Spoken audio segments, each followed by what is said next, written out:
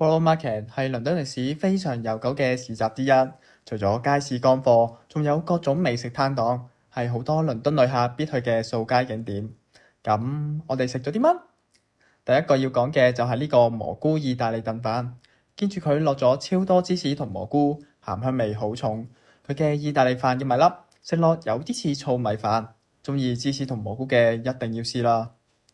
呢個包叫做 The Best One，買嗰時喺個盒上面寫咗個名，然後叫名攞，好似買緊 Starbucks 咁樣。三文治上面鋪滿咗芝士，入面夾咗豬肉、蔬菜同埋辣醬，食到啲豬油嘅香味。但覺得唔落辣醬可能會更好，而且啲芝士鋪面就要打直咁食個包，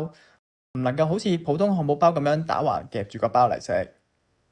當然仲有個好多人排隊嘅海鮮飯啦，海鮮飯食到龍蝦湯海鮮嘅香味，米粒比起上一間意大利燉飯軟身，配料亦都豐富啲，有蝦、青口、雞肉等等，但味道就冇上一間意大利燉飯咁濃啦。甜品就當然唔少得啦，呢個東德嘅口味冇標示，應該係 Today Special 嚟啩。試完佢應該係 Nutella，食落冇佢嘅樣咁甜，唔知其他口味會唔會太甜啦。講起嚟喺 Market 唔多見有飲品，就去咗最多人試嘅朱古力士多啤梨嗰間鋪頭去買果汁，